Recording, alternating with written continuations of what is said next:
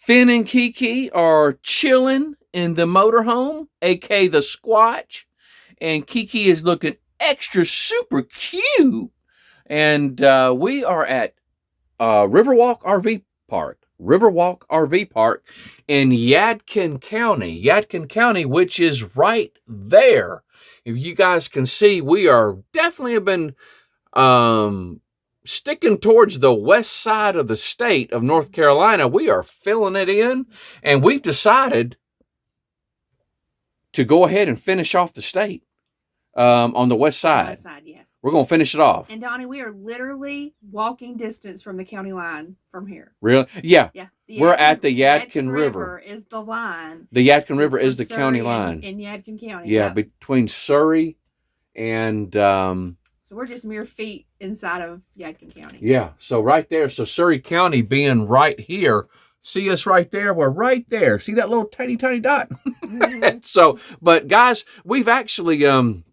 have added a few things to the map here. If you'll notice, Sandra found somebody on Etsy. Uh-huh.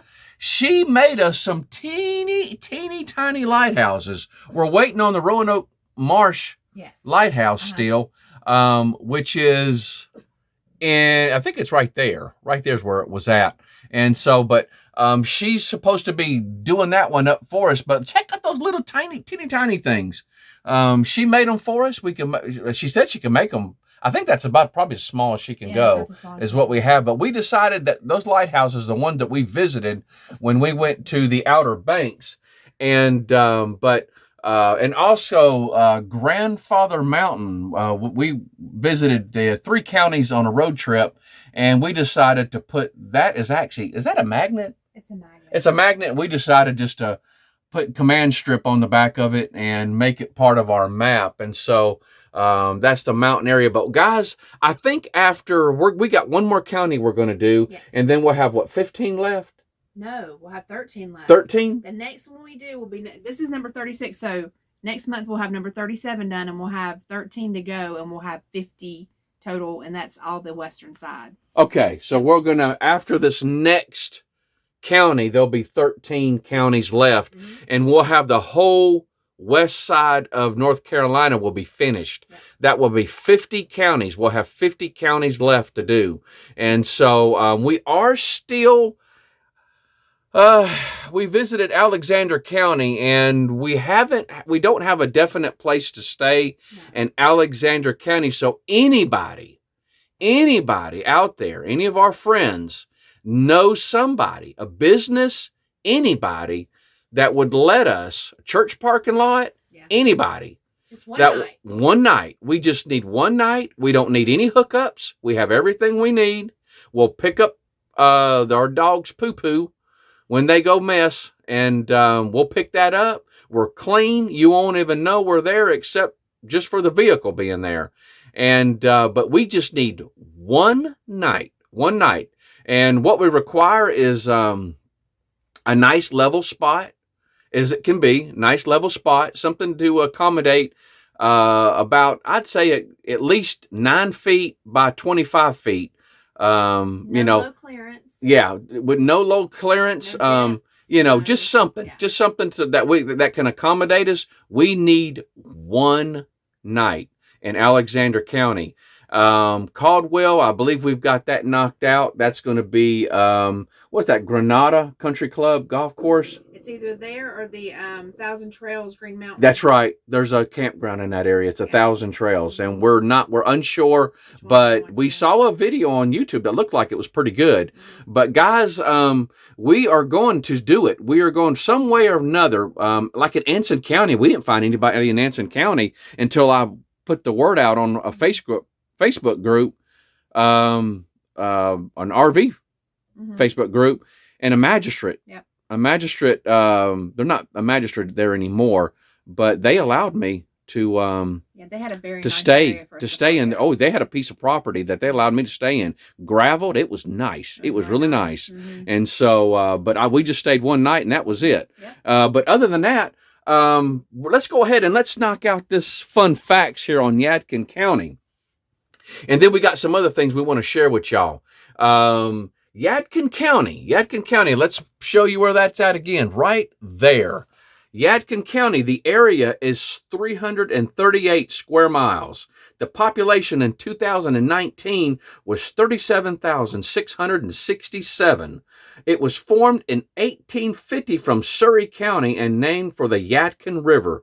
Early inhabitants of the area included the Tutelo and Saponi Indians, followed by German, Scotch, Irish, Welsh, and English settlers. Quakers also migrated to the area in the 18th century. Yadkinville, the county seat, was chartered in 1857 and named after the county. Notable physical features of the county include, of course, the Yadkin River, Brushy Mountains, Fox Knob and Cobb, Beaver Dam, Fall Lineberry, Froman, and that's Froeman, Cranberry, and Deep Creeks. Yadkin County produces agricultural goods such as grains, tobacco, corn, soybeans, apples, livestock, and poultry. Manufactured products include textiles, hosiery, plastics, and styrofoam, furniture, apparel, and stainless steel. Minerals such as feldspar, agate, jasper, limestone, mica, and iron ore are found in the county.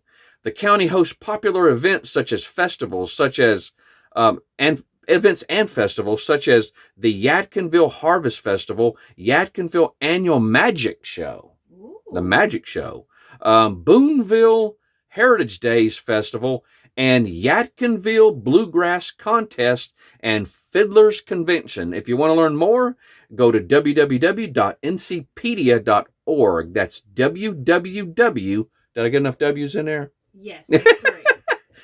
.ncpedia.org. Now, there's no ghost story. No ghost story. We did not find one ghost story in Yadkinville. No. We found a site online. Remember that? I went on a site that said Yadkinville Ghost, but all the ghosts that they mentioned were like, they would say 20 miles from Yadkinville or Yadkin County, 30 miles from Yadkin County, and they had it in little small print.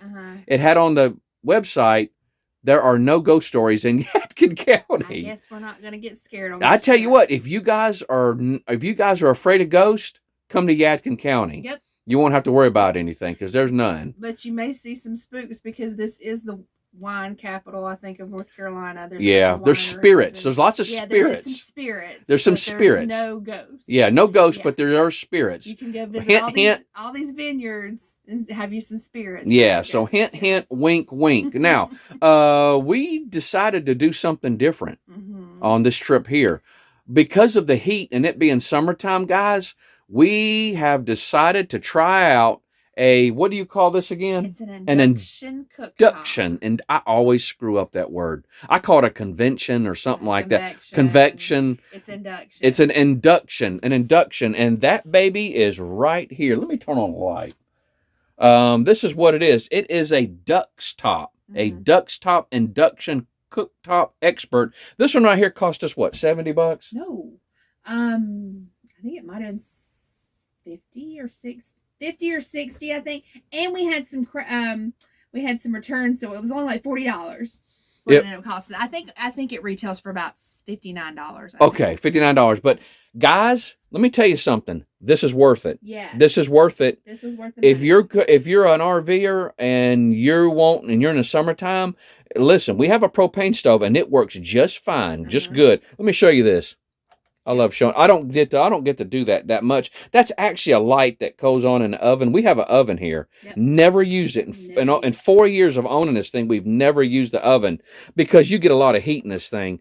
But when you're using the fire, you get the fire coming around your pan and your kettle or whatever it is, and you're heating up the place. With this thing here, you're not heating it up. The only thing that's getting hot is the pan. Yes. And we cooked breakfast in this thing, and it was absolutely amazing. Yes. It cooks fast too. It cooks really fast. This morning I made some French toast in it, and it cleans real easy.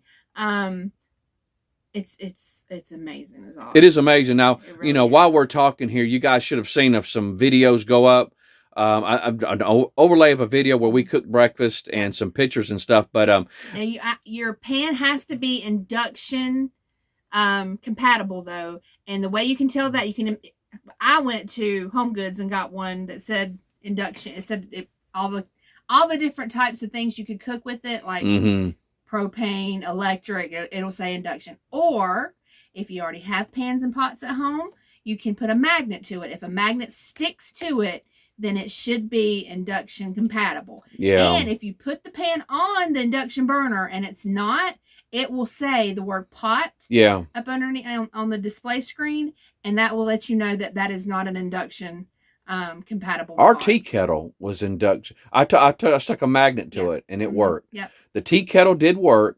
We had a saucepan that did not work. We had a saucepan that didn't work. And one of our frying pans. And one of the frying pans didn't work. So we had to swap that out.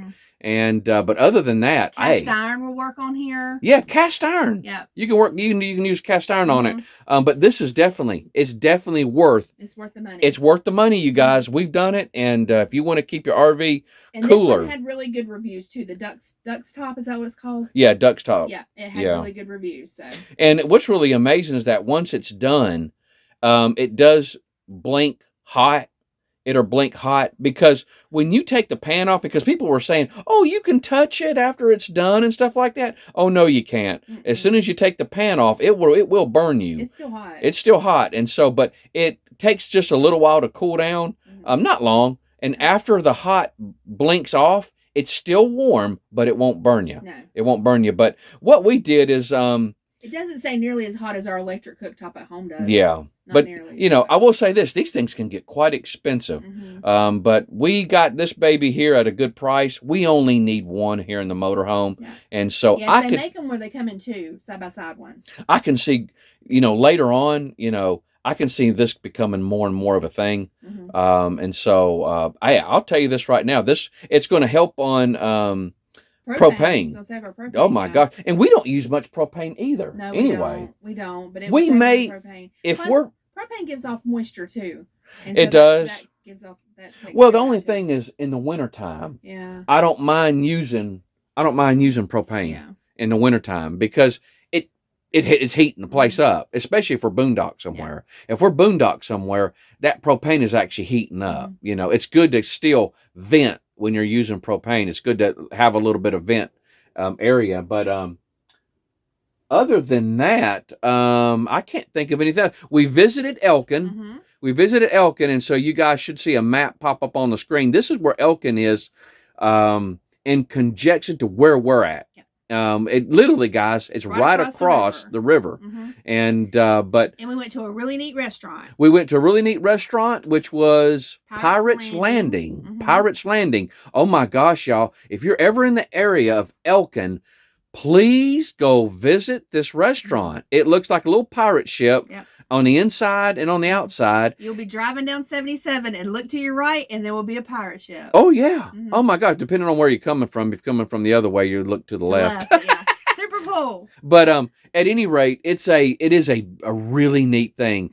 Some of the little statues and stuff like that look like it comes from Disney. Yeah. I mean, it really is cool. It really is really neat. So you guys check out that Pirate Landing. We got a meal. It was you and I. We got a meal for about with a tip and all. It was about $37. Yeah, about $37. It wasn't overly expensive.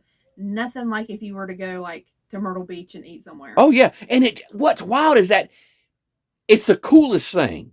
It's the coolest thing, but it just seems like it ought to be in the beach. Yeah, it ought to be at the beach. It just don't seem like it belongs in this area, but it's still cool. One of the employees told us that the owner almost had that at Lake Norman. They almost built that at Lake Norman. He also said the owner was Greek, which I thought was kind of...